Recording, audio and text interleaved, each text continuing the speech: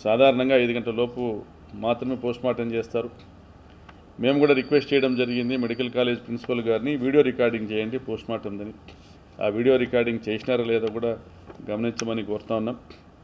అదేవిధంగా ఎఫ్ఐఆర్లో ఇదొక సుసైడ్ అనే విధంగా ఎఫ్ఐఆర్ రాసినారు. అయితే వాళ్ళ తండ్రి ఇచ్చినటువంటి స్టేట్మెంట్ ఏదైతే కంప్లైంట్ ఉందో దాంట్లో అనుమానం వ్యక్తం చేయడం జరిగింది. పొద్దునే 6ంటికి ఒక అబ్బాయి బుల్లెట్ మీద వచ్చినాడు, 16-17 సంవత్సరాల అబ్బాయి బుల్లెట్ మీద వచ్చినాడు. ఆ కీమ్యాన్ అడిగినాడు, అంటే రైల్వేకి సంబంధించి ఇన్స్పెక్షన్ చేసేటువంటి వ్యక్తి, ట్రాక్ ఇన్స్పెక్షన్ చేసేటువంటి వ్యక్తిని కీమ్యాన్ అంటారు. ఆ కీమ్యాన్ అడిగినాడు, మా వాళ్ళని ఒకడు ఇక్కడ ఈ ట్రాక్ దగ్గర ఉన్నానన్నాడు, రాత్రి మెసేజ్ పెట్టినాడు, ఏమైనాడంటే ఇది కూడా చచ్చిపోయినాడని చెప్పినాడు. వీళ్ళందరి స్టేట్మెంట్స్ కూడా రికార్డ్ చేయమని కోరుతా ఉన్నాం. అదేవిధంగా సోమలదొడ్డి విలేజ్లో సీసీ కెమెరాలు ఉన్నాయి, ప్రైవేట్ సీసీ కెమెరాలు ఉన్నాయి, గవర్నమెంట్ సీసీ కెమెరాలు ఉన్నాయి. ఆ సీసీ కెమెరాల్లో ఫుటేజ్లు కూడా రికవర్ చేసి ఎగ్జామిన్ చేయమని కోరుతా ఉన్నాం. ఆ పక్కనున్న తోట వాళ్ళు, ప్రత్యక్ష సాక్షులు కూడా కొంతమంది అది పెద్ద ఎత్తున సౌండ్ వచ్చిందని చెప్పిన వాళ్ళు కూడా ఉన్నారు. సో వాళ్ళని కూడా ఎగ్జామిన్ చేయమని కూడా కోరుతా ఉన్నాం. ఈ అబ్బాయికి సంబంధించినటువంటి భార్య లేదా గర్ల్ ఫ్రెండ్స్ వాళ్ళతో ఫేస్బుక్ చాట్, వాట్సాప్ చాట్ చేసినారు. వాళ్ళందరినీ కూడా విచారించమని కోరుతున్నాం. ఎందువల్ల ఏమి లవ్ ఫెయిల్యూర్ అనేది ఎందుకు, ఏంది పరిస్థితి, ఎవరి వల్ల, ఇవన్నీ కూడా ఎగ్జామిన్ చేయమని కోరుతా ఉన్నాం. మరి ఆ అబ్బాయికి గతంలో తలకు దెబ్బ తగిలింది యాక్సిడెంట్లో, మానసిక పరిస్థితి సరిగా లేదు కాబట్టి నేను వెనకమ్మడి వచ్చినాననేసి మురళి అనే అబ్బాయి, అతను డ్రాప్ చేసిన అబ్బాయి చెప్పడం జరిగింది. మరి ఇవన్నీ ఉన్నాయి. వీటన్నిటినీ కూడా మీరు విచారించండి, విచారించి ఎంక్వైరీ చేయండి. ఇంకా మీకు అనుమానం తీరకపోతే సిబిఐ ఎంక్వైరీ చేయండి. నేను ఈ ప్రభుత్వాన్ని విజ్ఞప్తి చేసేది, డీజీపీ గారిని విజ్ఞప్తి చేసేది, ముఖ్యమంత్రి గారిని విజ్ఞప్తి చేసి సిబిఐ ఎంక్వైరీ వేయండి. ఎందుకంటే నోటికి ఏదొస్తే అది మాట్లాడే వాళ్లకు ఇదొక చెంపపెట్టు కావాలా. ఒక బాధ్యత లేని చెడిపోయిన పిల్లోడు, వీడు చెడిపోయి తాజెంట కోతి వనమంతా చెడిపోయిన అనేసి వీడు చెడిపోయి దేశంలో ఉన్న వాళ్ళందరినీ కూడా చెడగొట్టేటువంటి కార్యక్రమం వీడు చేస్తున్నాడు.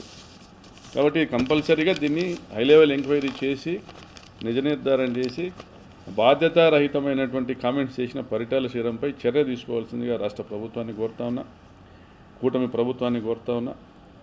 మరి ఇటువంటి పరిస్థితుల్లో జరిగింది నష్టం ఆ కుటుంబానికి జరిగింది. వాడు మీ పార్టీలో ఉన్నాడని వాళ్ళ నాయన కూడా స్టేట్మెంట్ ఇచ్చినాడు, మేము తెలుగుదేశంకి చేసినాం 24లో అని. తెలుగుదేశంకి చేసినా వాడు మా దగ్గరికి వచ్చినాడు సాయానికి. వాడు మా అన్నతో ఫోన్ చేసి మాట్లాడినాడు. మరి మీ దగ్గర ఉండి మీకు మీరు సాయం చేయాల్సింది పోయి మీరు సాయం చేయక వాడు సూసైడ్ చేసుకుంటే దాన్ని నీ వైఫల్యంగా ప్రజలు భావిస్తారనే ఉద్దేశంతో మా మీద అంటగట్టేటువంటి ప్రయత్నం చేస్తున్నాం పరిటాల శ్రీరామ్. నేను 5 సంవత్సరాలు ఎమ్మెల్యేగా ఉండగా ఎక్కడ మా పార్టీ నుండి, మా సైడ్ నుండి ఎక్కడ ఎటువంటి హత్యలు కూడా జరగకుండా చూసినాం. ఫ్యాక్షన్ని కట్టడి చేసినాం. పార్టీలు చూడకుండా కూడా నిరుత్సాహపరిచినాం. ఎవరైనా అటువైపు అత్యుత్సాహం ప్రదర్శిస్తూ ఉంటే ఫ్యాక్షన్ వైపు నిరుత్సాహపరిచినాం. జరిగిన 2 హత్యలు కూడా తాటిచర్ల ఉప సర్పంచ్ను మీ వాళ్ళే తెలుగుదేశం వాళ్ళే చంపినారు, మా పార్టీ ఉప సర్పంచ్ని. అదేవిధంగా బిల్లె ఎల్లప్ప అనేసి టమాటా మండి నడుపుతా ఉన్నాడు కక్కలపల్లిలో, ఆయన కూడా మీ పార్టీ వాళ్ళే చంపినారు. మర్డర్ ఫర్ గెయిన్ అనొచ్చు అది. ఎందుకంటే ఈరోజు ఆడ గెయిన్ చెందుతా ఉండేది, లాభపడుతూ ఉండేది పరిటాల శ్రీరాము. టమాటా మండిలో అంతకుముందు క్యాంపర్కు పంచాయతీకి 250 రూపాయలు చెల్లించేవాళ్ళు ఒక టమాటా వెహికల్కి. పంచాయతీ రసీదు ఇస్తే 250 రూపాయలు చెల్లించేవాళ్ళు. సంవత్సరానికి 70 లక్షలు 80 లక్షలు పంచాయతీకి ఆదాయం వచ్చేది. దాంతో డెవలప్మెంట్ యాక్టివిటీస్ జరిగేది. ఇప్పుడు మీరు వచ్చినాక ఆ బిల్లేళ్ళప్పని చంపినాక ఎవరు కూడా పంచాయతీ టోల్ కలెక్ట్ చేసేదానికి, టమాటా మండి టోల్ కలెక్ట్ చేసేదానికి ముందుకు రాలే. మీరంటే భయంతో దాన్ని ఉపయోగించుకొని మీరే మీ మనుషుల్ని పెట్టి ఒక్కొక్క వెహికల్కి 2500 కలెక్ట్ చేస్తుంటే 10 రెట్లు కలెక్ట్ చేస్తున్నారు. అంటే దాదాపు టమాటా కేజీకి రూపాయి కలెక్ట్ చేస్తున్నారు. ఫలితం ఏంటంటే సంవత్సరానికి 7-8 కోట్ల రూపాయలు నేరుగా మీ ఖాతాలోకి వచ్చేకో, మీ పరిటాల ట్రస్ట్ ఖాతాలోకి వచ్చేదానికో మీరు చేసుకుంటున్నారు. ఇది కకలపల్లి గ్రామ ప్రజలే సాక్ష్యం. ఇంకా లిక్కర్లో మీరు ఈ మధ్య గోవా లిక్కరు స్మగుల్డ్ లిక్కరు కూడా దొరకడం జరిగింది రాప్తాడులో. అంతకుముందు కర్ణాటక లిక్కర్ తెచ్చి అమ్మినారు. చంద్రబాబు నాయుడు గారు బ్రాందీ షాపులు టెండర్లు పిలిచినాక, వైన్ షాపులు టెండర్లు పిలిచినాక వైన్ షాపులన్నీ మీరే నడుపుకుంటున్నారు. ఎకరాకు 10 లక్షల నుంచి 20 లక్షలు డిమాండ్ చేస్తున్నారు రియల్ ఎస్టేట్ వాళ్ళతో. నియోజకవర్గంలో ఏడ ఇసుకుండా అమ్ముకుంటున్నారు. లారీకి 3,000 మీకు కట్టాలా, గరుసుకు లారీకి 3,000 మీకు కట్టాలా. సెటిల్మెంట్లు చేస్తున్నారు, దందాలు చేస్తున్నారు. అయ్యా మేము మీ పార్టీ వాళ్ళమన్నా ముందు కట్టు తర్వాత పార్టీ చూసుకుంటామంటున్నారు. మీ పార్టీ వాళ్ళకు వచ్చిన బ్రాందీ షాపులు కూడా మీరే ఆక్రమించుకున్నారు.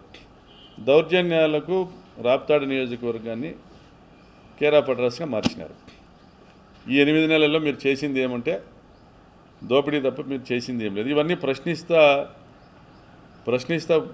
మేము ప్రెస్ మీట్లు పెట్టడము, మీటింగ్లు పెట్టడము, మాట్లాడేది మొదలు పెట్టేటప్పటికి మీరు మా అన్న మీద కేసు పెట్టినారు, మా రాప్తాడులో మా మండల నాయకుల మీద కేసులు పెట్టినారు. ఇప్పుడు మళ్ళీ ఈ కేసు కూడా, ఈ ఆత్మహత్య కేసును కూడా మా మీద రుద్దేటువంటి ప్రయత్నం చేస్తున్నారు. ఏమయ్యా అంటే ఈ మధ్య జరిగిన అంద్రినివా కాలువ లైనింగ్ టెండర్లు 900 కోట్ల లైనింగ్ టెండర్లు జరిగినాయి. 100 కిలోమీటర్ల మేరకు అంద్రినివా కాలువ మా నియోజకవర్గంలో ఉంది, రాప్తాడు నియోజకవర్గంలో. ఆ కాంక్రీట్ లైనింగ్ టెండర్లలో మీరు 50 కోట్ల రూపాయలు కమిషన్ను మాట్లాడుకుని టెండర్లు పిలిపించుకున్నారు. మీ ప్రభుత్వానికి అవి లైనింగ్ కాకుండా కాలువ వెడల్పు చేసి టెండర్లు పిలవాలన్న ఆలోచన ఉన్నా లేదు, మీరు పట్టుబట్టి లైనింగ్ టెండర్లు పిలిపించుకున్నారు. కాంక్రీట్ లైనింగ్ అయితే తొందరగా అయిపోతుంది, తొందరగా ఎన్కాష్ చేసుకోవచ్చు, బిల్లులు వస్తాయి, తొందరగా కమిషన్ తీసుకోవచ్చు అనేసి. అయితే దాదాపుగా 100 కిలోమీటర్లలో కాలువల్లో నీళ్లు బారుతుంటే దిగువన 10 కిలోమీటర్లలో భూగర్భ జలాలు పెరిగి ఈరోజు వ్యవసాయం పెరిగింది రాప్తాడు నియోజకవర్గంలో. అంటే దాదాపుగా 2.5 లక్షల ఎకరాల్లో భూగర్భ జలాలు పెరిగినాయి. అంద్రినివాని తీసుకొచ్చినాక, రాజశేఖర రెడ్డి గారు తీసుకొచ్చినాక ఇప్పుడు ఆ 2.5 లక్షల ఎకరాలని ఎండబెట్టైనా మీరు ఒక 50 కోట్లు సంపాదించాలనేటువంటి రాక్షస ఆనందంలోకి మీరు వెళ్ళిపోయినారు. కాబట్టి మీరు ఎంతసేపు కూడా మీ దోపిడీ కోసం ప్రజల్ని పనంగా పెట్టడం, రైతుల ప్రయోజనాలు పనంగా పెట్టడము, మీ దోపిడీని ప్రశ్నించే వాళ్ళపైన అక్రమ కేసులు పెట్టేటువంటి కార్యక్రమాలు చేస్తున్నారు.